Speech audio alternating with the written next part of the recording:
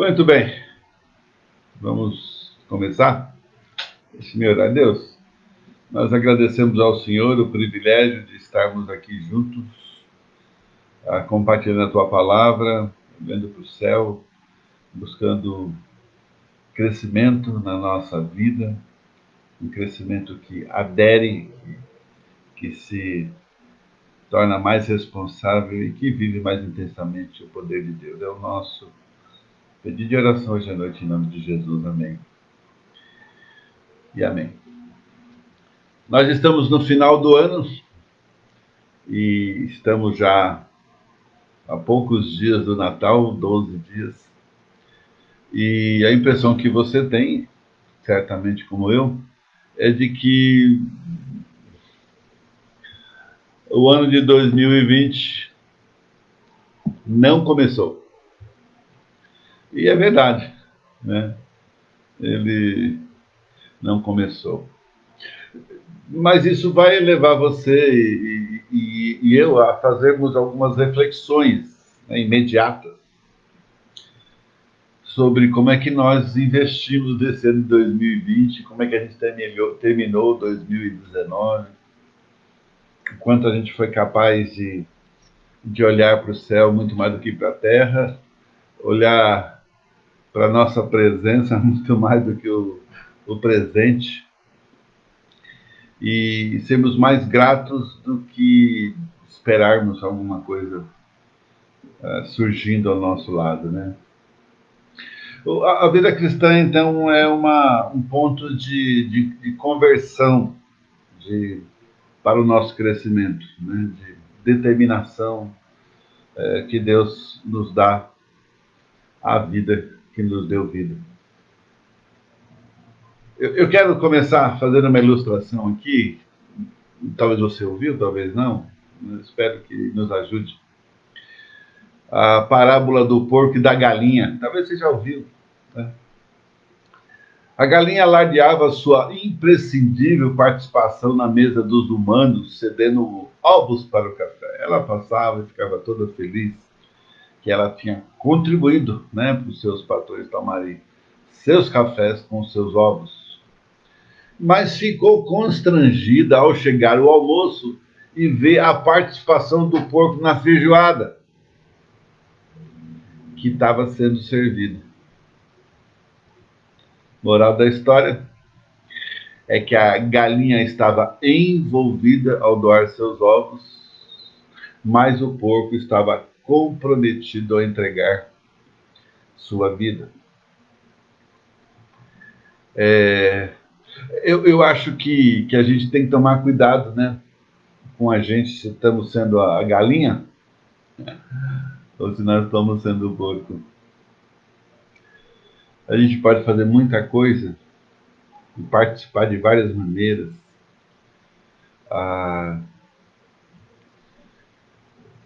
A gente pode estar envolvido, mas não comprometido.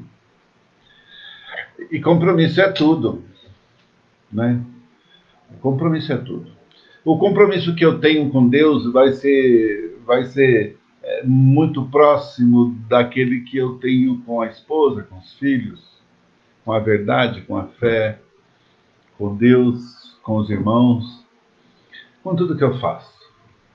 Então, a ideia inicial aqui, a gente vai andar no texto agora, é que a gente seja realmente capaz de entender o quanto realmente estamos comprometidos ou se nós só nos envolvemos. A gente participou, né? Não estamos comprometidos. Especialmente nesses dias onde as coisas estão tão complicadas, difíceis e os problemas parecem que não têm fim. Estamos aí no meio de uma crise por causa da vacina. E ore para que Deus dê uma boa saída para tudo isso. Quando nós olhamos para a fé, quando nós olhamos para o céu, quando nós olhamos para Cristo, eu quero olhar para Isaías capítulo 9, nos versos de 1 a 7, E nós vamos lê-los, né? Diz assim: mas para a terra que estava aflita não continuará a obscuridade. Isaías está falando de Deus e está falando de uma terra aflita. Igual a nossa, né? E ele diz que essa terra não vai continuar na obscuridade, na escuridão, nas incapacidades que podem suprimir a, o ser humano. E o texto continua dizendo o seguinte: Deus nos primeiros tempos tornou desprezível a terra de Zebulon e a terra de Naftali, mas nos últimos tornará glorioso o caminho do mar, além do Jordão, Galileia dos gentios. O povo que andava em trevas viu grande luz. Mas aqui para nós não é diferente. A vida sem Cristo é uma vida sem luz. E aos que viviam na região da sombra da morte, resplandeceu-lhes a luz. O que é a sombra da morte? As incapacidades de reagir e de tornar a vida realmente algo prazeroso. Essa vida. E ao mesmo tempo, descobrir que essa vida, ela apenas começou, mas jamais termina. Jamais termina. Verso 3: Tens multiplicado este povo, a alegria lhe aumentaste, alegram-se eles diante de ti, como se alegram na ceifa e como exultam quando repartem os despojos. Porque tu quebraste o jugo que pesava sobre eles, a vara que lhes feria os ombros e o cetro do seu opressor, como no dia dos midianitas. Porque toda a bota com que anda o guerreiro no tumulto da batalha, e toda a veste envolvida em sangue serão queimadas, servirão de pasto ao fogo. Porque um menino nos nasceu, um filho se nos deu, o governo estará sobre os seus ombros e o seu nome será Maravilhoso, Conselheiro, Deus Forte, Pai da Eternidade, Príncipe da Paz. Para que se aumente o seu governo e venha a paz sem fim sobre o trono de Davi e sobre o seu reino, para o estabelecer e o firmar mediante o juízo e a justiça, desde agora e para sempre. O zelo do Senhor dos Exércitos fará isso. Essa é a profecia de Isaías a respeito de Jesus que viria. Alguém capaz de mudar a história, alguém capaz de tirar o choro, alguém capaz de tirar as inconstâncias, para que tivéssemos uma vida verdadeiramente comprometida. Qual é a ideia que a gente tem do Natal? Né? O que se vende, né, pelo nosso comércio, apesar de que esse ano a coisa está até mais difícil. Né? E eu não sou contra, eu acho bonito, sinceramente. Eu acho bonito o Natal. Eu acho bonito as lojas enfeitadas. Eu acho bonito as pessoas procurando coisas para dar de presente. Eu acho bonito essa alegria, que nem sempre é verdadeira, certamente não é, mas é um momento de frescor da alma. Cada Natal, cada Natal. Eles oferecem presentes e festas, eles falam de fraternidade, de paz entre os povos e as pessoas, espírito natalino, magia do Natal. Mas, de certa maneira, eles afastam o Natal de Jesus. O Natal fica dentro dessa ciranda, desse modelo de indulgência, de capacidades refreadas e projetos pessoais, onde Jesus não entra. Então, quando nós vamos ler lá em Mateus e Lucas sobre Jesus e a importância daquele momento, aquela, aquela, não é aquela piedade cheia de dó do pobrezinho que nasceu em Belém, mas a certeza de que aquele dia era um dia divino, que a promessa divina nos foi dada e Jesus chegou, Deus chegou. Natal é isso, Deus chegou na sua vida, na minha vida. Eu acho que se você não leu, na semana que vem a gente vai ter um texto com isso, mas se você não leu a respeito do Natal nos Evangelhos, leia, leia. Leia a mesa, com o número que tiver. Não dá para fazer um festão, né? Mas leia com o número que tiver. Leia, não precisa pregar, não precisa. Só leia. Cante canções de Natal. Ou apenas murmurem essas canções. Bate o sino, sinos de Belém. Cante! Não precisa ser algo formal, mas não deixa isso passar sem Deus na sua vida e sem esse reconhecimento de causa. Ah, esse encontro marcado nas páginas do Novo Testamento, não é com uma criancinha que nasceu somente, embora fosse, mas com o Salvador das nossas vidas. Esse encontro é o centro do Natal. Ele não nasceu para ser bonitinho, tique-tique, mas ele, ele nasceu para carregar sobre si os nossos pecados. Como disse Simeão lá em Lucas capítulo 2, ele diz: porque os meus olhos já viram a tua salvação, a qual preparaste diante de todos os povos. E o contexto aqui de Isaías capítulo 9, ele está falando de uma região marcada de aflição, de guerra, de um lugar perdido, esquecido, sem sociedade, sem pessoas de bem, algo sombrio, uma situação social sem controle, correndo atrás de coisas sem valor e sem ter para onde ir. E a gente pode pensar que o texto estivesse falando das nossas comunidades brasileiras, não é? Lugar de aflição, de dor.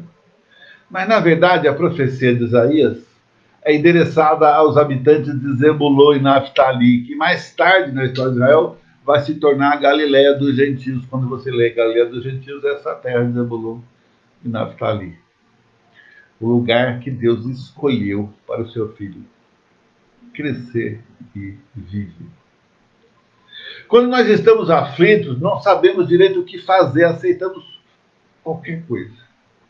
Quando a gente está aflito, quando a gente está perdido, quando a gente não tem respostas, quando a vida não é capaz de se doar, a gente fica desesperado. Vida sem razão. Esse é a cara do lugar onde Deus escolheu que o nosso Salvador viesse. Então, nós vamos ver mais no capítulo 7, se você decidir ler, a Síria, Israel oprime Judá, tentando anexá-la às suas conquistas. Acais prefere confiar no socorro da Síria do que em Deus. Deus envia Isaías para dizer a Acais que a Síria destruiria tanto a Síria como Israel, porque ela não seria o socorro esperado. Pelo contrário, seria o braço do juízo de Deus. Então eles estão vivendo tudo isso, e com tudo isso que está por vir, a, a vida se esquece de que tem gente lá. E, e começa então o turbilhão de emoções na vida daquele povo, bem como a do nosso, né? Qual é a solução para tudo isso? Né? Deus não esquece aquela região e não esqueceu de você. E o texto aqui diz que a luz da vida chegou. Em primeiro lugar, Jesus nasceu para destruir a aflição. Ele transforma o desprezo e a obscuridade em glória. A aflição, a obscuridade, desprezo, no verso 2, são formas de mostrar o sofrimento que Israel estava experimentando, mas Deus dá uma proposta de mudança. Quando ele chegar, essa opressão vai se acabar. Isaías fala sobre a revelação de uma grande luz, resplandecente e forte, que será vista por todos e virá sobre todos.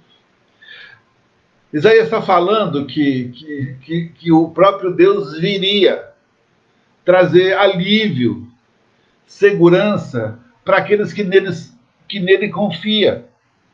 Mas lembra, não é o envolvimento religioso que vai trazer isso para você, mas o seu comprometimento de vida.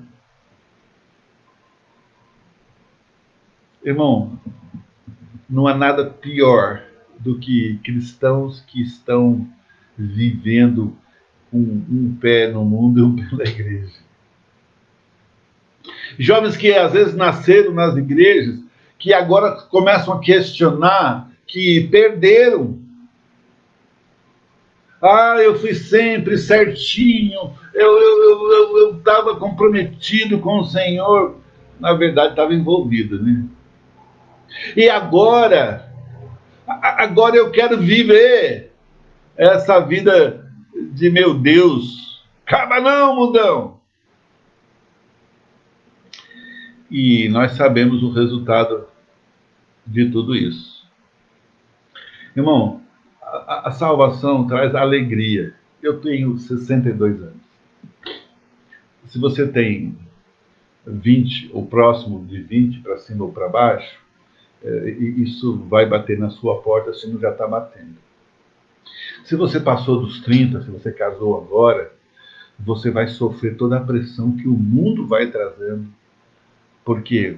Porque se Deus não traz alívio para a sua vida, o mundo vai oferecer. Ele vai te oferecer opções. O cardápio é grande. Grande. Mas é Deus que dá a alegria e aumenta. A alegria é fruto do Espírito Santo, de um ser humano comprometido. Chegar no final do ano querendo resolver todos os conflitos de um ano, não serão resolvidos, desculpa. Chegar no final do ano sem entender onde Deus te visitou, é porque você não olhou para Deus, porque você não viu Deus, porque Deus não estava contigo. Porque essa presença espiritual da sua vida, essa presença material através da palavra da igreja, não trouxe alívio e graça para você.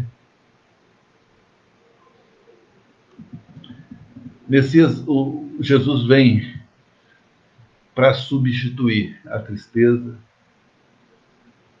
o desprezo e a dor por alegria. Ele vai falar, é uma alegria diante de Deus. É uma alegria com que se experimenta numa boa colheita, porque esse era o contexto deles lá.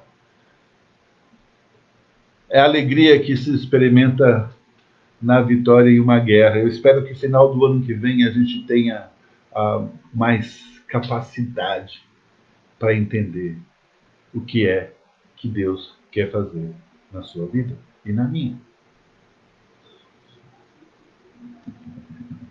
Perdão da opressão pelos nossos pecados alcançados por meio da morte de Cristo. Jesus veio e carregou. Não as dores da vida, mas as dores de uma vida em Deus. Faz sentido? Por que eu estou dizendo isso?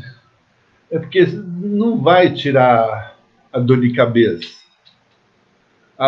Se você usar óculos como eu, você vai continuar usando. Se você tem acima de 60 anos e tem algumas dores que você nunca imaginou que teria, faz parte. Não é essas dores que Jesus está falando. Ele está falando da dor da morte eterna. Um dia tudo isso vai passar e seremos perfeitos. Mas precisamos então de crescer, de ter compromissos. Isaías está pregando para alguém que talvez nem está entendendo o que está sendo dito, mas eu sei, você sabe. A Bíblia está aí para dizer, ler esse texto de Isaías e correr para os evangelhos. Por quê? Porque Deus se importa. Ele importa. Segunda coisa, Jesus nasceu para destruir o pecado. E o texto vai falar sobre o jugo, um peso que não se pode carregar. Que peso é esse? O peso do pecado. Vamos errar e o peso do pecado vai nos acompanhar a vida inteira. Mas se eu e você não formos capazes de encarar o pecado e entregar a Deus, a Cristo, crendo que Ele morreu por sua causa, confessando esses pecados, então Ele te liberta, não das consequências, dependendo do que aconteceu, mas desse jugo, sim. Sim. Ele fala sobre a vara que maltrata o corpo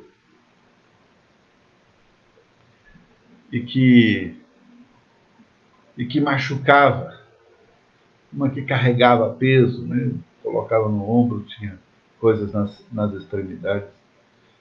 Já andou com uma dessas? Se você é da velha guarda, você sabe o que eu estou dizendo. Né? Um governo injusto. Querido, se você acha que esse governo é injusto, eu vou dizer uma coisa para você. A maioria dos governos são e continuarão sendo, às vezes mais, às vezes menos.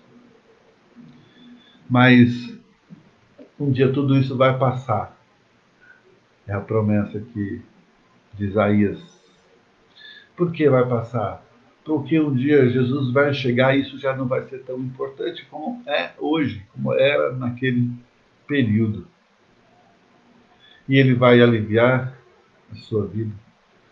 E se você permitir, ele a transforma. Jesus nasceu para revelar-nos o caráter de Deus. Essa criança não nascerá apenas para ser adorado, é o que o texto diz. Mas principalmente para o benefício do povo, ele nascerá para libertar o seu povo. Querido, Jesus veio para dignificar a vida. Ele veio para valorizá-lo. Ele veio para alimentar a sua alma. Ele veio para você ter respostas. De onde você veio, para onde você vai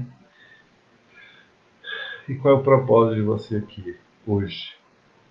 Ele nasceu para nós e por nós. Nós somos os próprios beneficiários do seu nascimento. Creia. Esse Salvador e Libertador, então, aquele menino que nasceu da Virgem, que vai reinar e que vai se tornar cada um desses nomes que foram dados para ele. Maravilhoso conselheiro. Não no sentido da mágica, né? Mas daquele que vai te capacitar a entender a verdade e decidir por ela. De forma, às vezes, difícil de explicar, milagrosamente, mas normalmente ele vai fazer você entender como aproveitar melhor essa vida debaixo da vontade dele. Eu e você vamos aprender pela obediência de que quando eu obedeço a Deus, a vida fica mais fácil. Eu deixo de ter dúvidas, eu deixo de carregar os erros do passado e caminhar com eles. Por quê? Porque Jesus é aquele que caminha ao nosso lado e nos aconselha, enquanto nos pastoreia e governa, se você permitir. Porque ele não vai violentá-lo. Ele chegou para que você entenda. É por isso que a Bíblia é escrita. É por isso que a gente tem culto todo domingo e quarta-feira. É por isso que você deve ler a Bíblia. Porque ele vai falar com você, ele vai atualizar você, ele vai ajudar você a caminhar seguro. Por quê? Porque ele é o Deus forte. Deus forte. A Bíblia deixa claro que a maior manifestação do poder de Deus não está nos seus prodígios sobrenaturais, mas na cruz. Loucura para uns, escândalo para outros, sabedoria de Deus para nós. Amém? Eu creio. Ele diz de si, o Pai da eternidade. Por quê? Porque você não morre mais. Amém, irmão? Independentemente se você conhece Jesus ou não. O problema aí é o destino para onde você vai, para onde aqueles que não conhecem a Cristo vão. Mas a eternidade já está em você. O ser humano não nasceu para desaparecer como poeira. A pergunta para mim e para você é o quanto isso te abala, o quanto isso responde os anseios, o quanto isso te constrange, o quanto isso te traz convicções, o quanto isso vai ajudar você a fazer as melhores escolhas, o quanto isso vai te fazer você voltar um passo atrás em coisas que você já fez, por exemplo. Não sabemos onde começa, não sabemos onde termina a eternidade de Cristo, mas sabemos que Ele é o Pai da eternidade. E nós temos um momento de ser criaturas, de sermos criados, mas não temos final mais. E ele vai falar também que ele é o príncipe da paz. Não é aquela paz do mundo, sabe, onde todo mundo vai andar direitinho, bonitinho, sempre. Não é essa.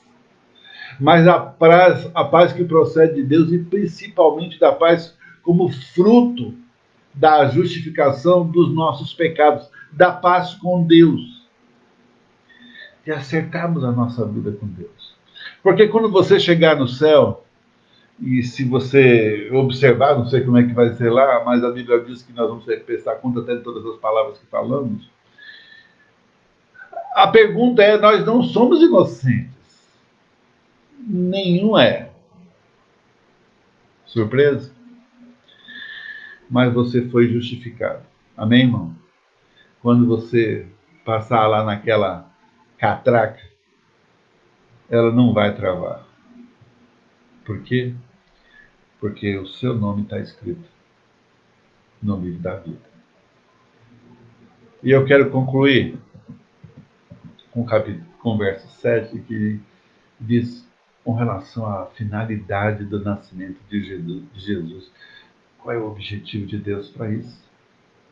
Primeiro, aumentar, estabelecer e firmar o seu governo com juízo e justiça. Ninguém vai chegar no céu e dizer: eu não sabia! Eu não sabia! Como é que você não sabia, rapaz? Todo mundo soube. Você sabe. A sua decisão é se você é a galinha ou é o porco. Se você está envolvido ou comprometido. Ele veio para fazer vir paz sem fim. A paz que não termina para sempre. 3 coisas para nós terminarmos aqui. Primeira, vivamos uma vida cristã mais consagrada e séria. Irmão, comprometido, não apenas envolvido. A decisão é sua. Enxerga com clareza, busca entendimento. E não finge que Deus não falou com você, porque a gente faz isso. O que é certo? A gente finge que não entendeu, que não ouviu. Já fez isso? Não. Eu já. Já fiz com Deus. Ensaiei muito com a minha mãe quando eu era pequeno. Fazia umas atrapalhadas e ela chamava: Gilberto! E eu fingia que meu nome não era Gilberto. Eu ia andando, como se não ouvisse nada. Vida consagrada é a vida do compromisso. Vamos pensar nesse tempo de Natal como uma oportunidade de você ser comprometido, de autocompromisso. E tentar entender o que é que está envolvido nessa frase, autocompromisso. Não envolvido, autocompromisso. Lembra? Jesus nasceu para nos salvar dos nossos pecados. Não é o luxo que você vai abraçar, mas é o Salvador. Não é aquilo que você pode ter na sua mesa. A gente é pobre, eu sei disso. A maioria de nós, pelo menos, o é. Mas não fique perdido com tudo que pode tirar a sua visão de Deus, do Evangelho e de Cristo. Natal é para lembrar. Quando você estiver passeando, olhando ou vendo, não sei onde você vai, fazendo as suas compras, olhando no mercado, não sei. Lembra, aquilo é sombra, não é realidade, é sombra. E, por último, alegremos-nos debaixo da forte luz de Cristo. Não quer dizer que ser sério e consagrado você não deve comemorar de jeito nenhum, deve, vá, aceite convite com cuidado, tá bom? O ano passado eu diria, vai, né? E se jogue. Quem sabe o ano que vem, né? Mas se você puder trazer alguém para sua casa ou ir na casa de alguém, faça isso. Não encha a sua casa, não encha a casa de ninguém, mas faça do jeito certo. Não é comemorar como o mundo comemora. Não tem nada de errado de você colocar uma árvore de Natal, de pôr os enfeites, tá tudo bem. Mas lembra que Papai Noel não existe. Desculpa. Mas Cristo é a verdade e a vida. Eu quero nos alegrar com essa luz. Quero que você se alegre comigo. E cada vez que você estiver participando de uma situação assim, perto da sua família, ou criando uma situação para a sua família, mande um recadinho. E lembra, Natal é tempo de crescimento, é tempo de entendimento, é tempo de percepção da graça de Deus. Não deixe isso passar. Amém? Que Deus te abençoe, meu querido, minha querida.